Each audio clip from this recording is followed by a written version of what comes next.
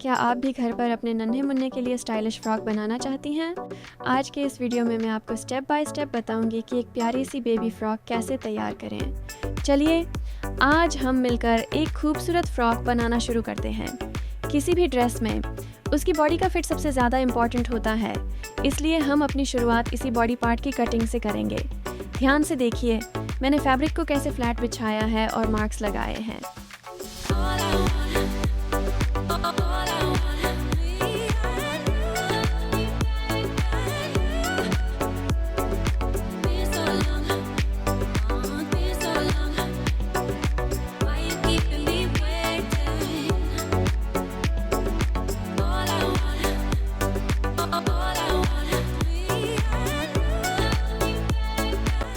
अब हम बहुत ही ध्यान और सफाई के साथ इसे कट करेंगे। मेरे साथ स्टेप बाय स्टेप बनिए, क्योंकि परफेक्ट कटिंग ही परफेक्ट फिनिशिंग की पहली सीढ़ी है। चलिए साथ में मिलकर इसे शेप देना शुरू करते हैं। अब जब हमने बॉडी पार्ट तैयार कर लिया है तो बारी है इस फ्रॉक का सबसे खास हिस्सा बनाने की, यानी अब हम आते हैं सबसे डेलिकेट पार्ट पर, वो है गले की पट्टी। किसी भी फ्रॉक की फिनिशिंग टैब तक इनकम्प्लीट है जब तक उसका गला परफेक्ट न बने। देखिए मैं यहाँ गले के शेप के हिसाब से पट्टी कट कर रहा हूँ। यहाँ 1-1 मिलीमीटर की एक्यूरेसी बहुत ज़रूरी है, ताकि जब हम इसे स्टिच करें तो कोई झोल या सिलवट न आए। आप भी जब इसे कट करें तो फैब्रिक को बिल्कुल स्टेबल रखें। मेरे साथ इस स्टेप को फॉलो करिए। अब जब हमने बॉडी पार्ट तैयार कर लिया है तो बारी है इस फ्रॉक का सबसे खास हिस्सा बनाने की, यानी इसका घेर। एक अच्छी फ्रॉक की खूबसूरती उसके घेर के वॉल्यूम में होती है। मैं यहाँ फैब्रिक को अच्छे से फोल्ड कर रहा हूँ ताकि कटिंग एकदम बराबर आए। आप भी ध्यान दें कि घेर की लंबे और चौड़ाई का बैलेंस सही रहे। मेरे साथ साथ मार्किंग और कटिंग को ऑब्जर्व करिए, क्योंकि इसी स्टेप से फ्रॉक को वो फ्लफ़ी और रॉयल लुक मिलेगा। चलिए इसे शेप देते हैं और देखते हैं कि ये कैसे एक सुंदर घेर में बदल जाता है। अब हम अपने प्रोजेक्ट के सबसे मेन स्टेप पर पहुंच गए हैं, जहां हम बॉडी पार्ट और घेर को एक साथ जोड़ेंगे। ये वो मोमेंट है जहां आपकी मेहनत असली रंग लेने लगती है। मैंने यहाँ दोनों पीसेस को सही अलाइनमेंट में रखा है ताकि स्टिचिंग के वक्त कोई गड़बड़ ना हो। ध्यान से देखिए कि मैं कैसे इन दोनों को ज्वाइन कर रहा हूँ। हल्की सी फिनिशिंग और सही प्लीट्स, यही वो सीक्रेट है। अब बारी है फ्रॉक की स्लीव्स यानी आस्तीन की। फ्रॉक की फिटिंग में स्लीव्स का बहुत बड़ा रोल होता है, इसलिए हमें इसे बहुत ध्यान से कट करना होगा। मैं यहाँ फैब्रिक को डबल फोल्ड करके स्लीव का शेप ड्रॉ कर रहा हूँ। आप भी ध्यान दें कि आर्म होल का मेजरमेंट बिल्कुल सही हो, ताकि पहनने के बाद कोई खिंचाव न महसूस हो। मेरी कटिंग को फॉलो कीजिए और देखिए कैसे हम इस कर्व को परफेक्ट फिनिश देते हैं। ये छोटी सी कटिंग ही आपके फ्रॉक को एक स्टाइलिश और इजी टू वेयर फिट देगी। अब जब हमने मार्किंग कंप्लीट कर ली है तो चलिए अब इन स्लीव्स को कट करते हैं। याद रखिए कटिंग के वक्त आपकी कैंची सिजर्स की मूवमेंट एकदम स्मूथ होनी चाहिए, ताकि फैब्रिक में कोई सिलवट या रफ एजेस ना रहें। मैं इसे बहुत ध्यान से कर्व के साथ काट रहा हूँ।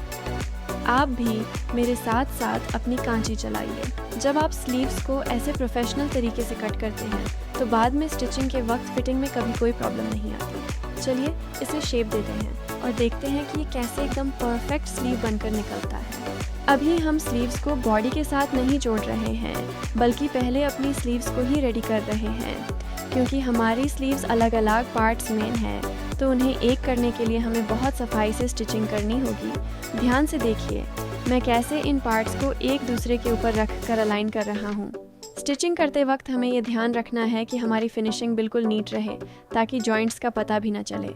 मेरे साथ स्टेप बाय स्टेप देखिए, क्योंकि ये छोटी छोटी सीम्स ही आगे जाकर स्लीव्स को एक मजबूत और सुंदर लुक देंगी। चलिए इन पार्ट्स को स्टिच करके एक कंप्लीट स्लीव बनाते हैं।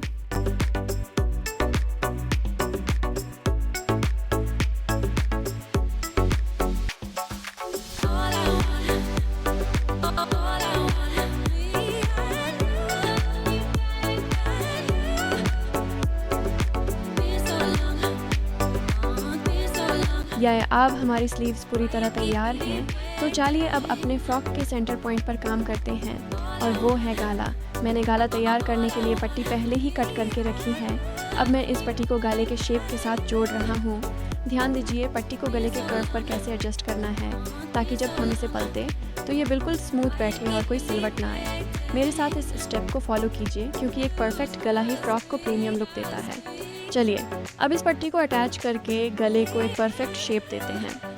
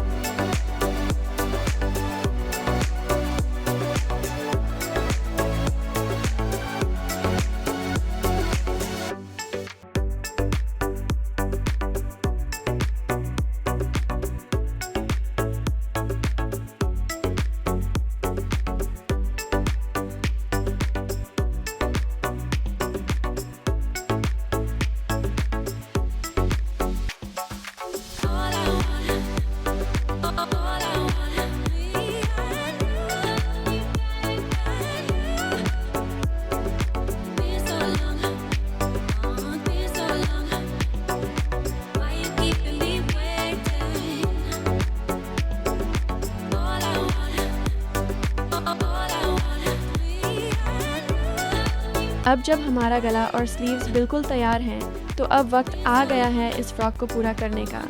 चलिए अब हम अपनी अपर बॉडी और नीचे के घेर को आपस में जोड़ते हैं। ध्यान से देखिए, मैंने बॉडी और घेर के बीच का सेंटर पॉइंट मैच कर लिया है ताकि प्लीट्स और गैदरिंग एकदम बराबर रहे।